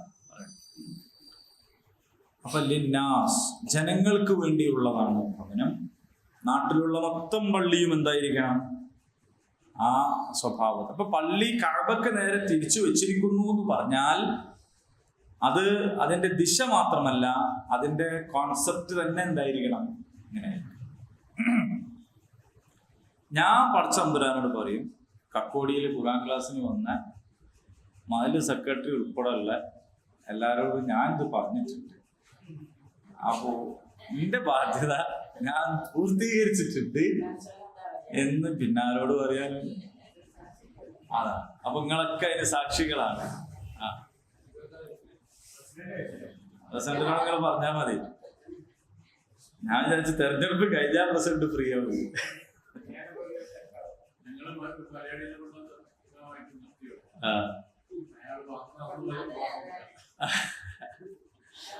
അതിന്റെ വിഷയം എന്താന്ന് വെച്ചാല് ഏതോ ഒരു സ്ഥലത്ത് ഒരു ദിവസം ചെയ്യേണ്ട ഒരു കാര്യമല്ല ഇത്. ഇതൊരു പ്രോസസ്. ഇതിലേക്ക് ഒരാൾക്ക് ഇപ്പൊ നിങ്ങൾ അറിയോ കേരളത്തിൽ എത്ര അറബി കോളേജുകളുണ്ട്? അവിടെയൊക്കെ ധാരാളക്കണക്കിനായ ആളുകൾ പഠിച്ചിറങ്ങുന്നുണ്ട്. ഈ പഠിച്ചിറങ്ങുന്ന കഴിവുള്ള, കാഴ്ചപ്പാടുള്ള, ശേഷിയുള്ള ഒരാൾക്ക് ഇത് ചൂസ് ചെയ്യാൻ തോന്നണ്ടേ? അത് തോന്നണമെങ്കിൽ എന്ത് വേണം എന്നുള്ളതാണ്. അതെ, ആ ഡിഗ്നിറ്റി നമ്മൾ കൊടുക്കണമെന്നില്ല എന്നുള്ളതുകൊണ്ടാണ്. നമ്മളത് കൊടുക്കുകയാണെങ്കിൽ ആളുകൾ വരി നിൽക്കും. ഞാൻ പറയുന്നത് ബംഗാളികളല്ല, നമ്മുടെ നാട്ടിലുള്ള നല്ല യോഗ്യതയുള്ള ആളുകൾ തന്നെ അപ്ലിക്കേഷൻ നൽകിയിട്ട് ഇന്റർവ്യൂവിന് ഹാജരാകും. എങ്ങനെയാണെങ്കിൽ ആ ഡിഗ്നിറ്റി. അപ്പൊ അത് ഒരു ദിവസം കൊണ്ട് ചെയ്യേണ്ടതല്ല, നമ്മൾ ബോധപൂർവം ഉണ്ടാക്കിയെടുക്കേണ്ടുന്നതായ ഒരു കാര്യമാണ്. ആ കാര്യം ഉണ്ടാക്കി. അപ്പൊ ഇതൊരു ഫ്രീ ആയിട്ട് ചെയ്യേണ്ട, ഇതൊരു ദാനം ചെയ്യേണ്ട ഒരു കാര്യമായിരുന്നു. പക്ഷെ എന്നാലും നിങ്ങളൊരു വൈദ്വാനായതുകൊണ്ട് നിങ്ങൾക്ക് എന്തോ തരികയാണ്, ശരിക്കും നിങ്ങളിത് ഫ്രീ ചെയ്യേണ്ടതാണ് എന്ന മനസ്സിൽ ഒരാൾക്ക് പൈസ കൊടുത്തു നോക്കിയാല് അതിന് ഇതൊന്നും ഉണ്ടാവില്ല. അതാണ് അതിന്റെ പ്രശ്നം. അതേപോലെ തന്നെ പലപ്പോഴും നമ്മളൊക്കെ നമ്മളെന്ന് ഞാൻ പറയുന്നത് എന്തിനാന്ന് വെച്ചാല് വേറെ ആരോ പറ്റി പറയല്ല എന്ന് ആയിക്കോട്ടെ വിചാരിച്ചിട്ടാണ്. പള്ളിയിൽ ഇമാമിന് വളരെ കുറഞ്ഞ ശമ്പളം കൊടുക്കും, എന്നിട്ട് അയാൾക്ക് വീടുണ്ടാക്കാൻ ലക്ഷക്കണക്കിന് ഉറുപ്പിക പിരിച്ചു കൊടുക്കും. യഥാർത്ഥത്തിൽ അയാൾക്ക് നല്ല ശമ്പളം കൊടുത്തിരുന്നെങ്കിൽ പിന്നെ നിങ്ങൾ വീടുണ്ടാക്കി കൊടുക്കേണ്ട ആവശ്യമില്ല, അയാൾക്ക് സ്വന്തം വീടുണ്ടാക്കാൻ പറ്റും. അങ്ങനെ ഉണ്ടാക്കണതിനൊരു അന്തസ്സും ഉണ്ടാവും. അതേ സമയത്ത് അവിടെ നിങ്ങൾ കുറച്ചിട്ട് പിന്നെ ഇത് കൊടുക്കുമ്പോൾ അയാൾക്ക് എപ്പോഴും ഒരു വിധേയത്തായിരിക്കും. മയിലുണ്ടായി തന്നെ അതിനങ്ങനെ കുനിയാൻ സമ്മതിക്കുന്നത്. അപ്പൊ നമ്മളെ നേതാവിനെ നമ്മൾ കുനിയാൻ അനുവദിക്കുമ്പോ കുനിഞ്ഞ നേതാവിന്റെ അനുയായികളായിരിക്കും നമ്മള് ബന്ധു. അവിടെയാണ് പ്രശ്നം. നിങ്ങൾ സ്കൂൾ ഹെഡ് മാസ്റ്റർക്ക് നിങ്ങൾ പോരണ്ടായി കൊടുക്കുന്നുണ്ടോ? നിങ്ങൾ കോളേജ് പ്രിൻസിപ്പാളിന് പോരണ്ടായി കൊടുക്കുന്നുണ്ടോ? ഇല്ല. അതെന്തുകൊണ്ടാണ്? അയാൾക്ക് അല്ലാണ്ട് ഉണ്ടാക്കാൻ കഴിയും. അപ്പൊ ഇതിന് വന്ന ഒരാൾക്ക് ഉണ്ടാക്കാനും കഴിയില്ല, മോളെ കെട്ടിക്കാനും കഴിയില്ല, ഒന്നിനും കഴിയില്ല. അപ്പൊ എന്ത് ചെയ്യും? നമ്മളെ നല്ല മനസ്സുകൊണ്ടും നമ്മുടെ തത്വബോധം കൊണ്ടും നമ്മളെ ഇമാമ് നല്ല പോലെ താമസോട്ടം വിചാരിച്ചിട്ട് നമ്മൾ നല്ല പോലെ ഉണ്ടാക്കി ഒരു സ്കൂട്ടർ വാങ്ങിക്കൊടുക്കും. അപ്പൊ എന്തായി? നമുക്ക് സന്തോഷമായി, അയാൾക്കും സന്തോഷമായി. പക്ഷെ അയാളുടെ സന്തോഷം ദാനം കിട്ടിയ സന്തോഷമാണ്. മനസ്സിലായോ? അപ്പൊ എന്താന്ന് വെച്ചാൽ അയാൾ എപ്പോഴും ഭാരവാഹികളെ കാണുമ്പോ ആ ഒരു വിധേയത്വം പ്രകടിപ്പിക്കും. ഞാൻ പണ്ട് വയനാട്ടിലെ പള്ളിയിൽ ഇമാമായി നിൽക്കുന്ന സമയത്ത് നമ്മുടെ ഒരു ഉപ്പാന്റെ ഒരു സുഹൃത്തും ഒരു പണ്ഡിതനും ഒക്കെ ആയിട്ടുള്ള ഒരാൾ അവിടെ വേറൊരു പരിപാടിക്ക് വന്നപ്പോ തന്നെ കണ്ടു. അപ്പൊ എന്നോട് ചോദിച്ചു, കയ്യിൽ പൈസ എന്തോ ഉണ്ടോന്ന് ചോദിച്ചു. എൻ്റെ അടുത്ത് ഒന്നുമില്ല. ഞാൻ പഠിച്ചോനെ മൂപ്പർക്ക് എന്തോ പൈസ ആവശ്യമായിട്ട് ചോദിക്കായിരിക്കല്ലോ എന്ന് വിചാരിച്ചിട്ട് ഞാൻ പറഞ്ഞു, മൗലവി എൻ്റെ അടുത്തില്ലെങ്കിൽ പ്രശ്നമാക്കണ്ട, ഞാൻ വാങ്ങിത്തരാറുണ്ട്. അപ്പൊ എന്നോട് പറഞ്ഞു, മോനെ എനിക്ക് പൈസ ആവശ്യമായിട്ടല്ല, പുരയിലെത്താനുള്ള ബസ്സിന് പൈസ കയ്യിലില്ലാണ്ട് മിമ്പർമ കയറരുത്. പുരയിലെത്താനുള്ള ബസ്സിന് പൈസ പേഴ്സിലില്ലാതെ എന്ത് ചെയ്യരുത്? മിമ്പർമ കയറരുത്. കാരണം ദീനനുസരിച്ച് പറയേണ്ടത് പറഞ്ഞിട്ട് പിന്നെ ഓരോരുത്തർ ബസ്സിന് ശരി എന്ന് പറയേണ്ടി വരരുത്. അങ്ങനെ മനസ്സിലായോ? ഭയങ്കര ഉപദേശം. ഞാൻ ആ ഉപദേശം അങ്ങനെ തന്നെ അങ്ങ് സ്വീകരിച്ചു കുട്ടികളെ. അതുകൊണ്ട് എപ്പോഴും പൈസ ഉണ്ടാവാതല്ല, എപ്പോഴും പറയേണ്ടത് പറഞ്ഞുകൊണ്ടിരിക്കും. അതാണ്. അപ്പോ ഈ ഡിഗ്നിറ്റി ചിലരത് പിടിച്ചു വാങ്ങും. എല്ലാവർക്കും അങ്ങനെ കഴിഞ്ഞോളണം. നിങ്ങൾക്ക് സംഗതി മനസ്സിലായല്ലോ അല്ലേ? ലല്ലതി ഉണ്ട്, കുറെ ഉണ്ട്. അതുകൊണ്ട് നിങ്ങൾ നോക്കൂ, സമസ്തക്കാരുടെ പള്ളിയിൽ 100% മലയാളികളായി മാറി. 100% മലയാളികളാണ്. അവരൊരു ചെറിയൊരു കുഞ്ഞനാണ് ഇമാമുക്കണമെങ്കിൽ പോയിട്ട് ഓനോട് പേര് വിളിക്കൂല. അപ്പൊ നമ്മൾ വിചാരിക്കും അത് പൗരോഹിത്യാണ്. പക്ഷെ സംഗതി എന്താണ്? അതാണ് അങ്ങനെ സംഭവം. നമ്മൾ ചിലപ്പോ പിന്നെ ഞാൻ വേറൊരു സ്ഥലത്ത് ഉള്ളപ്പോ ഞാൻ ഖത്തീബായിരുന്ന ഒരു പള്ളിയിൽ സ്ഥലം ഒന്ന് ചോദിക്കരുത്. അവിടെ ഒരു പാവപ്പെട്ട ഒരു മുഅദ്ദിനുണ്ടായിരുന്നു, വളരെ സാധു. അപ്പൊ അവിടെ വലിയൊരു പൗരപ്രമുഖനായ ഒരു കച്ചവടക്കാരൻ ഇങ്ങനെ വന്നിട്ട് നോക്കുമ്പോ ഇദ്ദേഹം ഇങ്ങനെ കൂനിക്കൂടി ഒരു ഭാഗത്ത് ഇങ്ങനെ ഇരിക്കുകയാണ്. സലാമലൈക്കും വന്ന് ബാധുക്കന്ന്. വലൈക്കും സ്ലാം. അന്ന് പിന്നെ എ സിയും ഫുൾ ക്ലോസ്ഡ് ഒന്നല്ല, പള്ളി വളരെ തുറന്നെടുക്കുന്ന കാലമാണ്. അരെ അപ്പൊ ഇയാൾ അവിടെ നിന്നെല്ലാം കൂടി എണീറ്റ്, പ്രായമുള്ള ആളാണ്. അങ്ങനെ അവിടെ ചെന്ന് എന്തേ എന്ന് വെച്ചപ്പോ മാറാല കാണിച്ചു ഇതുണ്ട് ചോദിച്ചു. അപ്പൊ ഇയാളാണെങ്കിൽ ആരോഗ്യം ഇല്ലാത്തുള്ളൂ, ഇസ്സത്തിന് ഒരു കുറവുമില്ലാത്ത ഒരു മനുഷ്യൻ. മൂപ്പര് എന്ത് ചെയ്താല് അവിടെ തന്നെ പോയി കുറച്ചപ്പുറത്ത്. എന്നിട്ട് ഇയാളോട് പറഞ്ഞു ഊക്കില് മൂപ്പര് ചെരുപ്പം കഴിച്ചിട്ട് പോവുകയും ചെയ്യും. അങ്ങനെയല്ല, ചിലപ്പോ ഒരു കമാൻഡിങ് തന്നെ വേറൊരു സാധനമാണ്.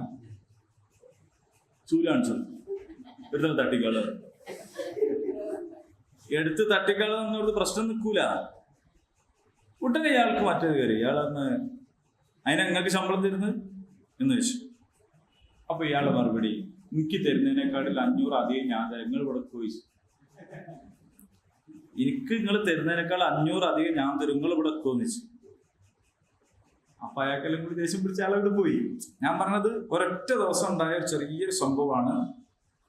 പക്ഷെ നിങ്ങൾ ആലോചിച്ച് നോക്കൂ, അതിന്റെ പിന്നിലുള്ള ഒരു മെസ്സേജ് ഭയങ്കരമാണ്, ഭയങ്കരം. കാരണം എന്താ പറഞ്ഞാൽ ഇയാൾ ഇവിടെ അതിന് നിൽക്കുന്നത് ഒന്നുകിൽ അയാളെ നിവൃത്തികേട് കൊണ്ട്, അല്ലെങ്കിൽ അയാൾ ആ ത്യാഗം സഹിക്കാൻ തയ്യാറായത് കൊണ്ട്, അല്ലെങ്കിൽ രണ്ടും കൂടിയും ഉള്ളതുകൊണ്ട്.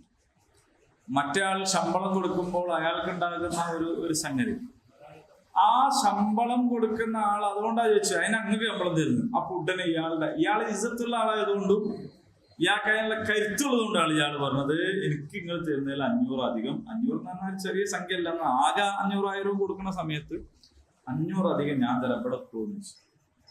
ഞാൻ മറുപടി, ഇത് നേരത്തെ പറഞ്ഞ വിഭാഗത്തിൽ നിന്ന് കാണാൻ കഴിയില്ലാതെ ഞാൻ പറഞ്ഞു. അതാണ് ഓക്കെ. നമ്മൾ ഇതിലേക്ക് തന്നെ കിടക്കല്ലേ തിരിച്ച്. ചർച്ച ചെയ്യണത് നല്ലതാണ്, നിങ്ങൾക്ക് എല്ലാവർക്കും വേണ്ടിയിട്ടുള്ള ഒരു ചർച്ച ആയതുകൊണ്ട്.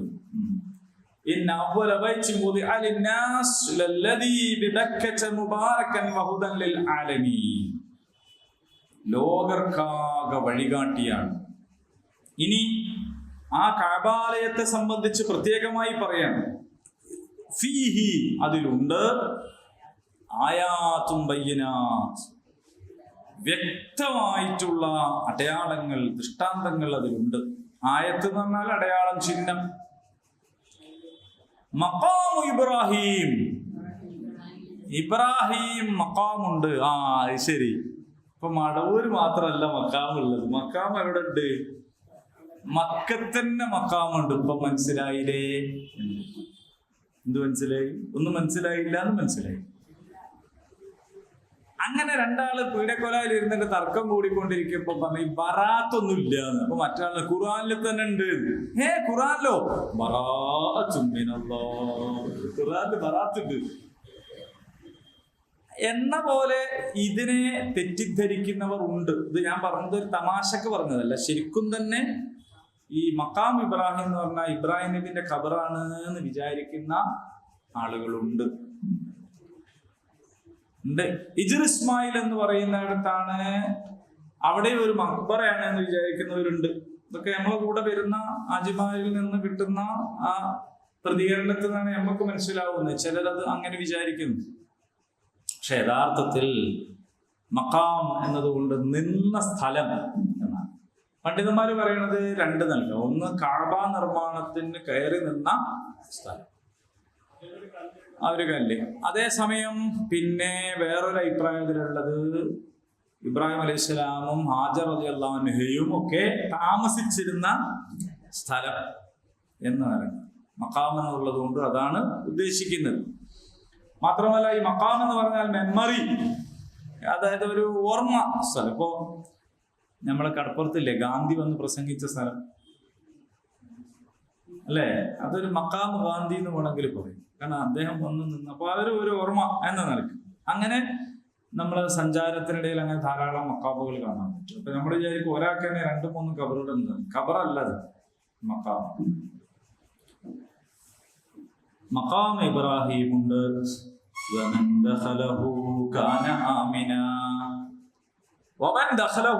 ആരാണോ അവിടെ പ്രവേശിക്കുന്നത്, കാന ആമിന, അവരെന്താണ് അവിടെ നിർഭയനായിരിക്കും. അത് കഅബയുടെ ഒരു പ്രത്യേകതയാണ്, മസ്ജിദുൽ ഹറാമിന്റെ ഒരു പ്രത്യേകതയാണ്. അവിടുത്തെ നിർഭയത്വം ഇപ്പോഴും വിസ്മയകരമാണ്. കാരണം നമ്മുടെ നാട്ടിൽ ഇപ്പൊ ഒരു ചന്തയൊക്കെ ഉണ്ടെങ്കിൽ എന്തെല്ലാം നടക്കും അവിടെ. ചന്ത വേണ്ട, ബസ് കയറിയാൽ തന്നെ എന്തെല്ലാം നടക്കും. തോണ്ടലും പിടിക്കലും അമർത്തലും കുത്തലും. നിങ്ങൾ ആലോചിച്ച് ലക്ഷക്കണക്കിന് ആളുകൾ പങ്കെടുക്കുന്ന അവിടെ ഹജ്ജിന് പോയെന്ന് ഒരാൾ പോലും അങ്ങനത്തെ ഒരു അനുഭവം പറയാറില്ല. ഇപ്പൊ ന്യൂസ് വരാറില്ല എന്ന് പറഞ്ഞാൽ നമുക്ക് വിചാരിക്കാം ന്യൂസ് അങ്ങനത്തെ ഒക്കെ സെൻസർ ചെയ്യുന്നതാണ്. അങ്ങനെയല്ല, നമ്മളൊക്കെ പോയിട്ടു അങ്ങനത്തെ ഒരു അനുഭവം. ഒരു മോശപ്പെട്ട നോട്ടമില്ല, ഒരു തോണ്ടലില്ല, ഒരു വേറൊരു സംഗതി. വനിതകളെ സംബന്ധിച്ച് ഞാൻ പറയുകയാണെങ്കിൽ ഇത്ര നിർഭയമായ ഒരു കേന്ദ്രമാണ് പൊതുവിൽ, അല്ലെ? അപ്പൊ അവിടെ വേട്ടയാടാൻ പാടില്ല, ആക്രമിക്കാൻ പാടില്ല. സ്വന്തം ബാപ്പാനെ കൊന്ന ആളെ കണ്ടാൽ പോലും അവിടുന്ന് ഒന്നും ചെയ്യില്ല. അത്ര നിർഭയമായ അവസ്ഥ. പക്ഷെ ഒരു കുറ്റവാളി അവിടെ പോയിട്ട് ഒളിച്ചിരിക്കുകയാണെങ്കിൽ ആ ഒളിച്ചിരിക്കുന്ന ആൾക്ക് സൗകര്യം ചെയ്തു കൊടുക്കരുത് എന്നാണ്. അയാൾക്ക് പുറത്ത് വരണം. അപ്പൊ അയാൾക്ക് അങ്ങനെയൊക്കെ ഉണ്ട്. പിന്നെ അതേപോലെ തന്നെ ശത്രുക്കൾ ഈ ഒരു കാര്യത്തെ ദുരുപയോഗപ്പെടുത്തിയിട്ട് ആക്രമിക്കാൻ വേണ്ടി അവിടേക്ക് തന്നെ വന്നാൽ കയ്യും കെട്ടി നിൽക്കേണ്ടിയില്ല. പക്ഷെ എന്നാലും ചരിത്രത്തിൽ കഅബ ആദ്യത്തെ ഭവനം എന്ന് പറഞ്ഞാൽ ലോകത്ത് ആദ്യമായിട്ട് ഉണ്ടാക്കിയ ഒരു മസ്ജിദ്. ആ നിർമ്മാണത്തെ കുറിച്ചൊക്കെ ഒരുപാട് മലക്കുകളാണ് ആദ്യം ഉണ്ടാക്കിയത്. ആദം അലൈഹിസ്സലാമാണ് പിന്നീട് അതിന് അസ്ഥിവാരം പണിതത്. പിന്നീട് അതിന്റെ മുകളിൽ ഇബ്രാഹിം നബി അത് വീണ്ടും പുനർനിർമ്മിക്കുകയാണ് ചെയ്തിരുന്നത് എന്നൊക്കെ അതിന്റെ വാക്കുകളെ തന്നെ വിശദീകരിച്ചു കൊണ്ട് വന്നിട്ടുണ്ട്. വളരെ വിരലിലെണ്ണാവുന്ന ചില സംഭവങ്ങൾ മാത്രമാണ്. ഒന്ന് ആനക്കലഹം, ആക്രമിക്കാൻ വന്നു, പക്ഷെ അവർ കൈകാര്യം ചെയ്തു. പിന്നീട് ഹജ്ജാജ് ബിൻ യൂസുഫ് എന്ന് പറയുന്ന ഒരു ഖലീഫ തന്നെ എന്താക്കിയെന്ന് വെച്ചാൽ അബ്ദുല്ലാഹി ബിൻ സുബൈർ റാനുവിനെ പിടിച്ചു കൊണ്ടുപോയി വധിച്ചു. ഇങ്ങനത്തെ സംഭവം.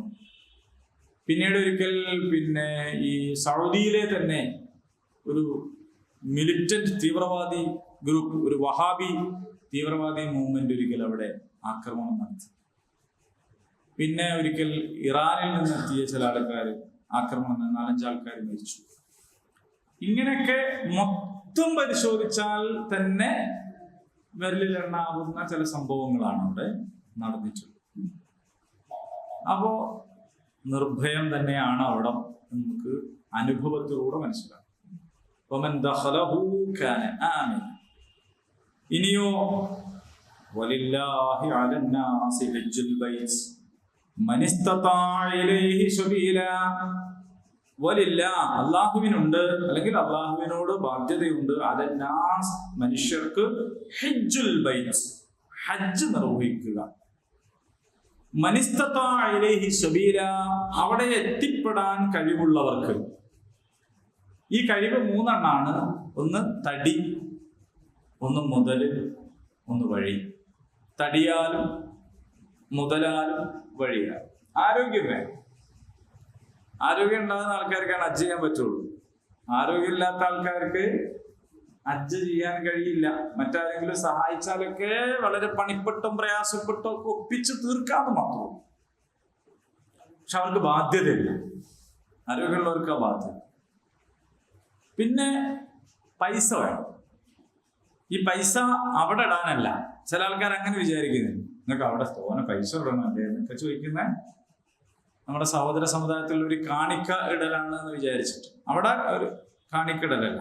വിസക്ക് പൈസ കൊടുക്കണം, ടിക്കറ്റിന് പൈസ വേണം, ഭക്ഷണത്തിന് പൈസ വേണം, ഹോട്ടലിന് പൈസ വേണം. അങ്ങനെ പൈസ ചെലവ് ധാരാളമുണ്ട്. ആ പൈസയും കയ്യിൽ വേണം. പിന്നെ വഴി ക്ലിയർ ആവുക എന്ന് പറഞ്ഞാൽ ഈ പറഞ്ഞ പോലെ വിസ, പാസ്പോർട്ട്, ഇങ്ങനെയുള്ള വിമാനം, ഇതൊക്കെ റെഡി ആവാം. പണ്ടത്തെ കാലത്താണ് വിസയൊന്നുമില്ല, പക്ഷെ കൊള്ള സംഘങ്ങളോ മറ്റോ ഒക്കെ ആയിട്ട് വഴി തടസ്സപ്പെടുത്തുന്നുണ്ടെങ്കിൽ പിന്നെ അവർക്ക് നിർബന്ധം. അതുകൊണ്ടാണ് തടിയാലും മുതലാലും വഴിയാലും കഴിവുള്ള ആളുകൾക്ക് ഹജ്ജിന് അവിടെ ചെല്ലൽ നിർബന്ധ ബാധ്യതയാണ്. എത്രത്തോളം നിർബന്ധമാണെന്ന് വെച്ചാൽ വമൻ കഫറ, ആരെങ്കിലും ഹജ്ജിന് പോയില്ലെങ്കിൽ എന്ന് പറയേണ്ടടുത്ത് അള്ളാഹ് പറഞ്ഞത് വമൻ കഫറ, ആരെങ്കിലും കാഫിറായാൽ എന്ന്. അപ്പൊ പോകാൻ കഴിവുണ്ടായിട്ട് പോകാതിരിക്കുന്നത് കുഫ്റായിട്ടാണ് എണ്ണീറ്റുള്ളത്. മനസ്സിലാക്കി? ഒരാൾ ഹജ്ജിന് പോകാൻ കഴിവുണ്ടായിരിക്കെ പോകാതിരുന്നാൽ അത് കുഫ്റായിട്ടാണ് ഖുർആൻ നേർക്ക് നേരെ പറയുന്നത്. വമൻ കഫറ ഫഇന്നല്ലാഹ ഗനിയ്യുൻ അനിൽ ആലമീൻ. എന്നാൽ മനസ്സിലാക്കിക്കൊള്ളുക, അള്ളാഹുവിന് എന്തെങ്കിലും വേണ്ടിയിട്ടല്ല ഞങ്ങളോട് അങ്ങോട്ട് ചെല്ലാൻ പറഞ്ഞത്. അള്ളാഹു ലോകരിൽ ഏറ്റവും ആശ്രയം വേണ്ടാത്ത ഐശ്വര്യവാനാണ് എന്ന് മനസ്സിലായിക്കോളും. അപ്പൊ നമുക്കും വേണ്ടി തന്നെയാണ് ഇത് ഏൽപ്പിച്ചിട്ടുള്ളത്. അപ്പോ പോകാനുള്ള പൈസ ഉണ്ട്, തടി ആരോഗ്യമുണ്ട്, വിസയും കിട്ടാനുണ്ടെങ്കിൽ പോകാതിരിക്കുന്നത് വളരെ ഗുരുതരമാണ്. നാളെ നിങ്ങളുടെ ആരോഗ്യം ക്ഷയിക്കാം, സമ്പത്ത് നഷ്ടപ്പെടാം, മറ്റേതെങ്കിലും കാരണത്താൽ ഹജ്ജിന് പോക്ക് തന്നെ ബ്ലോക്കാവും. അപ്പൊ അതുകൊണ്ട് കഴിവുള്ളതിന്റെ ആദ്യ സമയത്ത് തന്നെ എന്ത് ചെയ്യണം? പിന്നെ ആകപ്പാടുള്ള ഒരു പൈസ ഉണ്ട്, ആ പൈസ എടുത്ത് ഹജ്ജിന് പോയാൽ പിന്നെ മൊത്തം കുടുംബവും വീടും ഒന്നും ഉണ്ടാവില്ല. അങ്ങനെയുള്ള ഒരു പൈസ ഉണ്ട് എന്നല്ല അതിന്റെ അർത്ഥം. ഒരു 10 ലക്ഷം ഉറുപ്പിക ഉണ്ട്, അതേ ഉള്ളൂ. വീടും സ്ഥലവും ഒക്കെ വിറ്റാൽ കിട്ടുക ആകെ അതാണ്. എന്നാ പിന്നെ അത് വിറ്റ് പോകണം, അങ്ങനെയില്ല. കാരണം അയാൾക്ക് പൈസ ഇല്ല എന്നാണ് അതിൻ്റെ അർത്ഥം. തൽക്കാലത്തേക്ക് ഒരു പൈസ വന്നു എന്നേ ഉള്ളൂ. ആ പൈസ ഇതിന് ചെലവഴിച്ചാൽ പിന്നെ മറ്റതൊക്കെ നിൽക്കുകയാണെങ്കിൽ പൈസ ഇല്ലാത്തവൻ എന്നാണ് എൻ്റെ അർത്ഥം. പക്ഷെ നമ്മൾ വിചാരിച്ചാൽ കഴിയും. എന്തിനാണിപ്പോ 2 ഏക്കർ സ്ഥലം? നമുക്ക് താമസിക്കാനുള്ള വീടും ചുറ്റുപാടും ഒക്കെ ഉണ്ട്, കണ്ടമാനം ഭൂമിയുണ്ട്. ഇത്രത്തോളം ഭൂമി എന്തിനാണ്? അപ്പൊ ഒരു ലേശം ഭാഗം വിറ്റാൽ പോകാൻ കഴിയുമെങ്കിൽ ആ പോകുന്നത് തന്നെയാണ് ശ്രേഷ്ഠകരമായ കാര്യം. നിങ്ങൾക്ക് മനസ്സിലാകുന്നുണ്ടായിരിക്കുമല്ലോ. പക്ഷെ ഒരു പ്രാവശ്യം പോകലേ അള്ളാഹു നിർബന്ധാക്കിയിട്ടുള്ളൂ. അതും അള്ളാന്റെ ഒരു കാരുണ്യല്ലേ. ശരിക്കും എല്ലാ കൊല്ലവും നിർബന്ധമാണെങ്കിൽ സക്കാത്തൊക്കെ എല്ലാ കൊല്ലം കൊടുക്കണ്ടേ? അങ്ങനെ ഹജ്ജില്ല, ഒരു പ്രാവശ്യം. പിന്നെ പോവാം, പക്ഷെ നിർബന്ധം. അത് അള്ളാഹ്ക്ക് വേണ്ടിയല്ല പോണത്, നമ്മക്കും വേണ്ടിയാണ്. അള്ളാഹു ഗനിയ്യാണ്, ഐശ്വര്യവാനാണ്. അടുത്തത് ഖുൽ, പറയുക അല്ലെങ്കിൽ ചോദിക്കുക. ഇതെല്ലാ ആയത്തിനും ബാധകമാണ് കേട്ടോ ഈ ഖുൽ എന്ന് പറയുന്നത്. കാരണം നബി സല്ലല്ലാഹു അലൈഹി വസല്ലമക്ക് ജിബ്രീൽ അലൈഹിസ്സലാം എത്തിച്ചു കൊടുത്ത വഹി നാട്ടുകാരോട് മൊത്തം പറയുക എന്നൊരു കൽപ്പന എല്ലാത്തിലും ഉണ്ട്. ചില സ്ഥലത്ത് അത് പ്രകടമായിട്ട് പറയും ഖുൽ. കാരണം ഇത് ഞാൻ പറയല്ല, ഇത് അള്ളാഹ് പറയാണ് നിങ്ങളോട് പറഞ്ഞു തരാൻ വേണ്ടിയിട്ട് എന്നുള്ള നിലക്കാണ്. മറ്റൊന്ന്, എന്താണോ ആയത്തായിട്ട് ഇറങ്ങിയത് അതിൽ യാതൊരു അക്ഷരവും കൂട്ടുകയും കുറക്കുകയും ചെയ്യാതെ അങ്ങനെ തന്നെയാണ് റസൂല് ഖുൽ യാ അഹ്ലൽ കിതാബ്, അല്ലയോ വേദക്കാരെ, ലിമ തക്ഫുറൂൻ, എന്തിനാണ് നിങ്ങൾ നിഷേധിക്കുന്നത്, ബി ആയാത്തില്ലാഹ്, അല്ലാഹുവിന്റെ ദൃഷ്ടാന്തങ്ങളെ, വല്ലാഹു ഷഹീദുൻ അലാ മാ തഅമലൂൻ, നിങ്ങൾ പ്രവർത്തിക്കുന്നതിനെല്ലാം അല്ലാഹു സാക്ഷിയാണ്.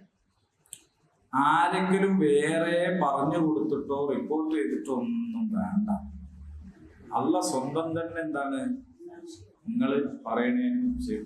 ആൾക്കാരോട് നമുക്ക് പല ഉതിരും പറയാം, പല ജാതി കാരണങ്ങളും പറയാം. പക്ഷെ അള്ളാഹുവിന് ഇതെല്ലാം അറിയാം. കാരണം അള്ളാഹു നേർക്ക് നേരെ നിങ്ങൾക്ക് സാക്ഷികളാണ്.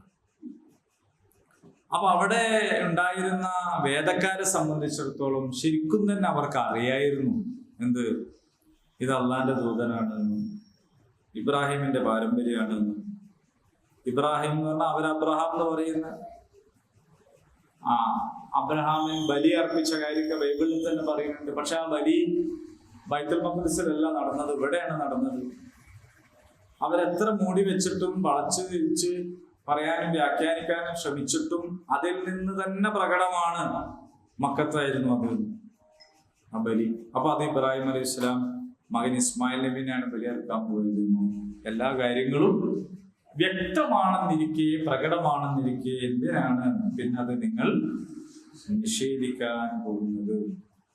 قل يا أهل الكتاب لم تصدون عن سبيل الله من آمن تبغونها عوجا قل പറയുക യാ അഹ്ലൽ കിതാബ്, അല്ലയോ വേദക്കാരെ, ലിമ തസുദ്ദൂന, നിങ്ങൾ എന്തിനാണ് തടയുന്നത്, അൻ സബീലില്ലാ, അല്ലാഹുവിന്റെ മാർഗത്തിൽ നിന്ന്, മൻ ആമന, ആരാണോ വിശ്വസിച്ചത് അവരെ, തബഗൂനഹ, നിങ്ങൾ ആഗ്രഹിക്കുന്നു, ഇവജ, വക്രമാക്കാൻ ഉദ്ദേശിക്കുന്നു, വഅൻതും ശുഹദാ, നിങ്ങൾ സാക്ഷികളായിരിക്കെ, വല്ലാഹു വല്ലാഹു വല്ലാ ബിഗാഫിലിൻ അമ്മാ തഅമലൂൻ, നിങ്ങൾ ചെയ്യുന്നതിനെ കുറിച്ചൊന്നും അല്ലാഹു അശ്രദ്ധനല്ല.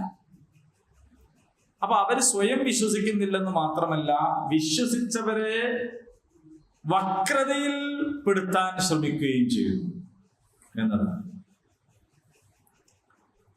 ഇതുമായിട്ട് ബന്ധപ്പെട്ട ഒരു സംഭവം ചില മുഫസ്സിറുകൾ ഉദ്ധരിക്കുന്നു. ആ സംഭവം പഠിച്ചു വെച്ചാൽ നല്ലതാണ്, നിങ്ങൾക്ക് എപ്പോഴും നല്ലതാണ്, പുതിയ കാലത്ത് പ്രത്യേകിച്ചും നല്ലതാണ്. ഷാസ് ബിൻ ഖൈസ് എന്ന് പറയുന്ന ഒരാളുണ്ട്. എന്താ പേര്? ആ അയാള് എന്താ ചെയ്തറിയോ? അയാളിങ്ങനെ നടന്നു പോകുമ്പോ ഒരു സ്ഥലത്ത് ഇരുന്നിട്ട് കുറെ ആൾക്കാർ വർത്താനം പറയും. എങ്ങനത്തെ വർത്താനം?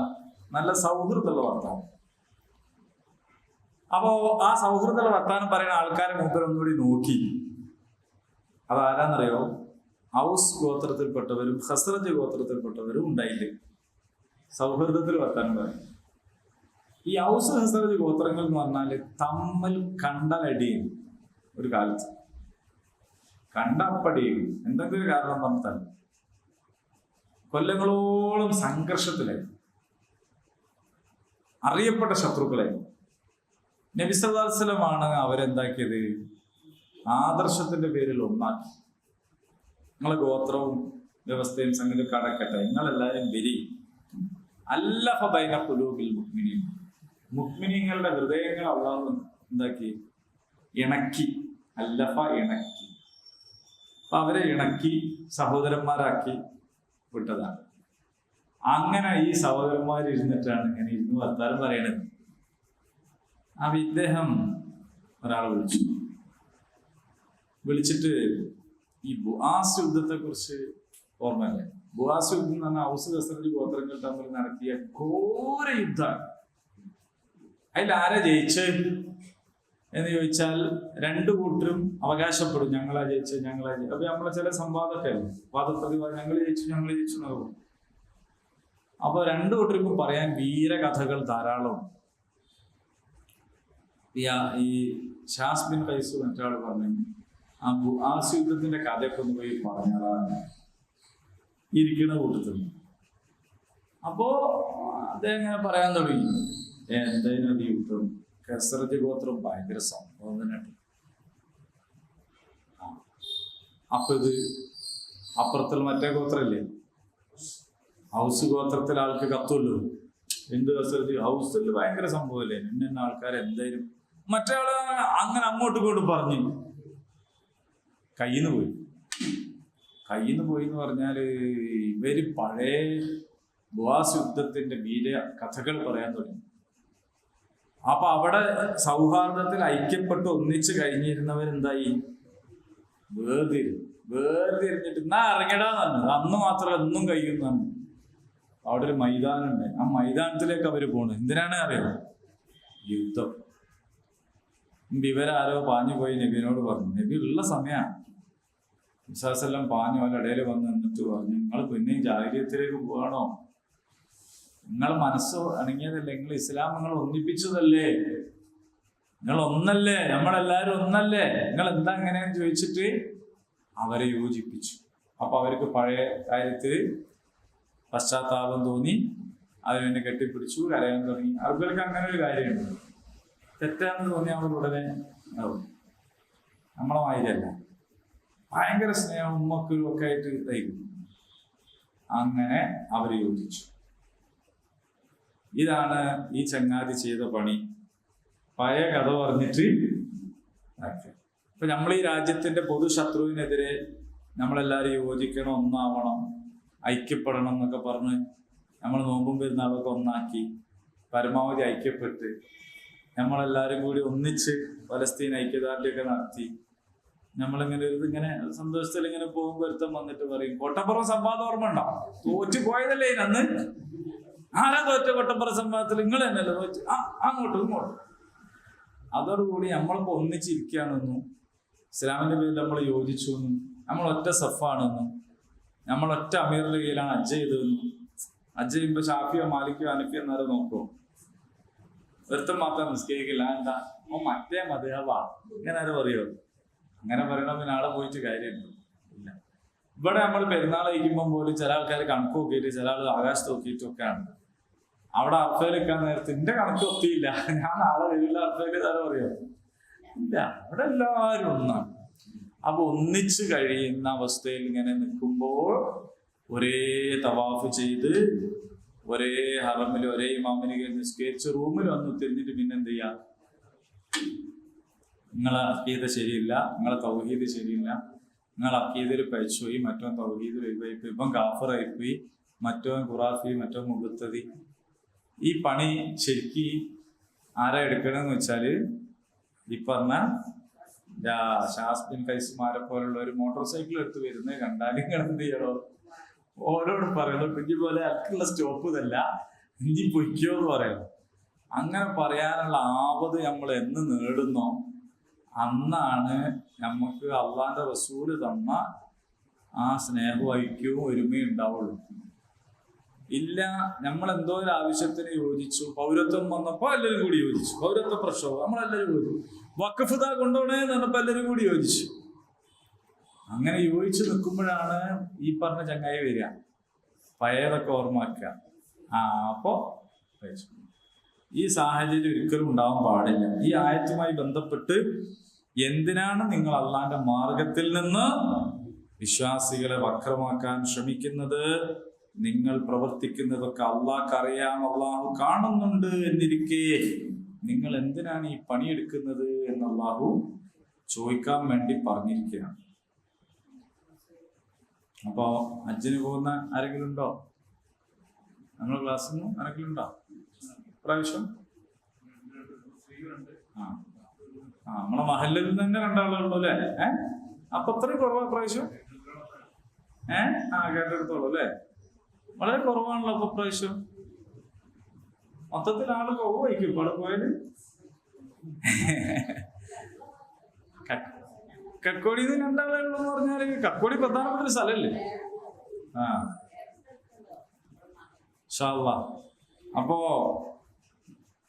അൽഹംദുലില്ലാ, പോകാത്ത ആൾക്കാരോട് എനിക്ക് പറയാനുള്ളത്, എനിക്കൊന്നും പോകാൻ കഴിയുണ്ടാവില്ല എന്ന് ഒരാളും വിചാരിക്കരുത്. എനിക്കതാ പറയാനുള്ളത്. പോകാൻ എനിക്കൊന്നും എന്തായാലും പോകാൻ കഴിയുണ്ടാവില്ല, ഞാൻ വെറുതെ അതിനെ പറ്റി ആലോചിച്ചിട്ട് കാര്യമില്ല എന്ന് ആരും വിചാരിക്കരുത്. പോകാനുള്ള ആഗ്രഹവും അതിനു വേണ്ടിയുള്ള ആത്മാർത്ഥമായ പ്രാർത്ഥനയും. നമ്മൾ ആലുംബ്രാനിൽ തന്നെ പഠിച്ചില്ലേ, സക്കരിയ അലൈഹിസ്സലാം കുട്ടി ഉണ്ടാവാൻ വേണ്ടി അള്ളാഹിനോട് ദ്വാരക്കുമ്പോ 120 വയസ്സുണ്ട്. ഭാര്യയാണെങ്കിൽ പ്രസവിക്കേണ്ട സാഹചര്യമൊക്കെ കഴിഞ്ഞിട്ടുണ്ട്. ബയോളജിക്കലായിട്ട് ഒരു പെണ്ണിന് പ്രസവിക്കാനുള്ള അവസരം കഴിഞ്ഞിട്ടുണ്ട്. പക്ഷെ സക്കരിയ അലൈഹിസ്സലാം അള്ളാഹിനോട് പറഞ്ഞു, എനിക്ക് കുട്ടീനെ തരണം. വീട്ടിലെ അതെന്തിനാ നമ്മൾ പഠിക്കണമെന്ന് വെച്ചാൽ ഓല കഥ പറയാനല്ല. അപ്പൊ അള്ളാഹിനോട് നമ്മള് അങ്ങോട്ട് ചോദിക്കുക, എല്ലാം ഒപ്പിച്ചു വെച്ചിട്ട് പാസ്സാക്കാൻ വേണ്ടിയിട്ട് അല്ല ചോദിക്കേണ്ടത്. നമ്മക്ക് കഴിയാത്തതൊക്കെ അള്ളാഹ്ക്ക് കഴിയും എന്ന വിചാരത്തിൽ തന്നെ ചോദിക്കണം. അങ്ങനെ നിങ്ങൾ പ്രാർത്ഥിച്ചു നോക്ക്. അത് ഹജ്ജിന്റെയും ഉംറയുടെയും കാര്യം മാത്രമല്ല കേട്ടോ. ചില ആൾക്കാര് ഒരിക്കലും തെറ്റ് നന്നാവൂലെന്ന് വിചാരിക്കുന്നുണ്ടാവും. പക്ഷെ നിങ്ങൾ ശരിക്കും പ്രാർത്ഥിച്ചു നോക്ക്, ഏതോ ഒരു പോയിന്റിൽ അതങ്ങ് റെഡിയാവും. ഇന്ന് പോകേണ്ട ഒരു കല്യാണത്തിന്, ഇന്ന് എനിക്ക് പ്രോഗ്രാമിന് പോകാനുള്ളതുകൊണ്ട് ഞാൻ ഇന്നലെ രാത്രി പോയി. അവിടെ പോയി നോക്കുമ്പോൾ തറവാട്ടിൽ നിന്നാണ് കല്യാണം. 2 ആളവിടെ താമസമുള്ളൂ. അമ്മയും പാപ്പയൊക്കെ മരിച്ചുപോയി. എന്നിട്ട് ഓൻ അനിയനുമാണ് താമസം. അനിയൻ എവിടെയെന്ന് ചോദിച്ചപ്പോൾ അനിയൻ കുറച്ച് ദിവസം മുമ്പേ കങ്ങിപ്പോയതാണ്. ഒരേ കല്യാണം നടക്കുകയാണ് എന്ന് പറഞ്ഞാൽ ഏട്ടന്റെ മോള് പറഞ്ഞാൽ സ്വന്തം മോളല്ലേ, മോളെ കല്യാണം നടക്കുക. അപ്പോ 2 ആള് മാത്രം താമസിക്കുന്ന വീട്, ഒരു ഭാര്യയും മക്കളും ഉണ്ടാകും. ഈ കല്യാണത്തിനോടനുബന്ധിച്ച് അനിയനും കുടുംബവും പണിയും പോയി. വേറെ എവിടെ താമസിക്കുക. തൽക്കാലം ഈ കല്യാണമൊക്കെ കഴിഞ്ഞ ആളൊക്കെ പോയി തക്കാരം കഴിഞ്ഞിട്ട് വേണം ഇങ്ങോട്ട് വരാൻ. നിങ്ങൾ ആലോചിച്ച് നോക്കൂ, എത്ര സങ്കടകരമാണ്. ഞാൻ ചോദിച്ചു ഇനി പോയി വിളിച്ചില്ലേ, ഞാൻ പിന്നെയും പോയി വിളിച്ചു. എന്ത് ചെയ്യാനാണ്? അവന് വലിയ സങ്കടത്തില്ല. എന്തെല്ലാം ധാരാളം 2 ആളെത്തുണ്ടോ, ഞാൻ എന്റെ സംഗതിയിലൊക്കെ അല്ല പോണ്. പക്ഷെ അതിലും ഞാൻ പറഞ്ഞു, നിരാശപ്പെടാതെ അള്ളാഹിനോട് പറയാം, നന്നായിട്ട് പറയാം.